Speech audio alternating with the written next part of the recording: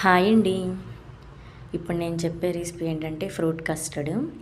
Summer వచ్చిందంటే చాలు మా ఇంట్లో అయితే అసలు ఇది రెగ్యులర్గా ఉంటుందన్నమాట. ఎందుకంటే మా ఇంట్లో వాళ్ళందరము చాలా ఇష్టంగా తింటాము, అంత ఇష్టము ఫ్రూట్ కస్టర్డ్ అనమాట.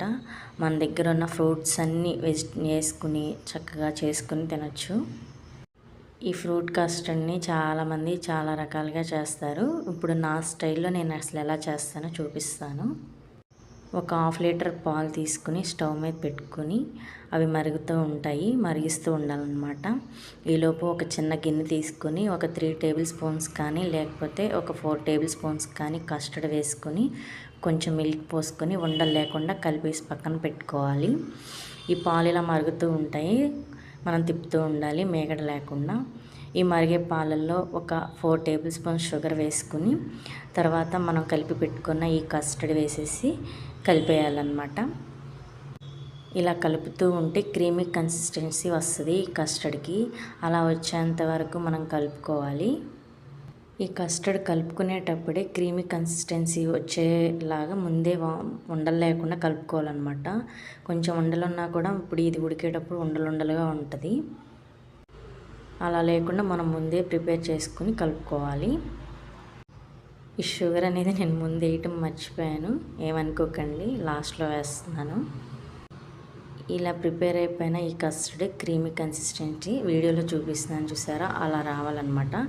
అలా వచ్చిన తర్వాత పక్కన పెట్టేసుకోండి. ఇప్పుడు ఇంకా మనకి కావాల్సిన ఫ్రూట్స్ అన్నీ చిన్న చిన్న ముక్కలుగా కట్ చేసి పెట్టుకొని అన్నీ ఒక్కొక్కటి ఒక బౌల్ తీసుకుని ఆ బౌల్లో వేయాలి.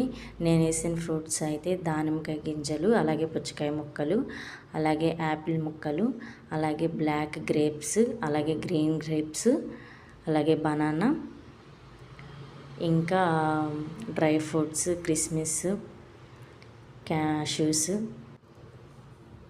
ఈ కస్టర్డ్ అవన్నీ వేసుకున్న తర్వాత ఈ కస్టర్డ్ మిక్స్ అనేది మొత్తము ఈ బౌల్లో వేసేసి మొత్తం కలుపుకోవాలన్నమాట. నేను వీడియోలో చూపిస్తున్నాను కదా అలా. ఈ కస్టర్డ్ అనేది కొంచెం థిక్గా ఉంటేనే మనకు కూడా తినడానికి బాగుంటుంది. ఇలా మొత్తం కలిపేసుకున్న తర్వాత ఫైనల్గా ఇలా వచ్చిందనమాట ఈ ఫ్రూట్ కస్టర్డ్. అబ్బా ఎంత బాగుందో కదా. లాస్ట్లో కొంచెం హనీ వేస్తాను, నా స్టైల్లో అయితే ఇలా చేస్తాను. ఇంకా ఇవే కాదు, టూటీ ఫ్రూటీ, చెర్రీస్, కివి అవన్నీ కూడా వేసుకోవచ్చు.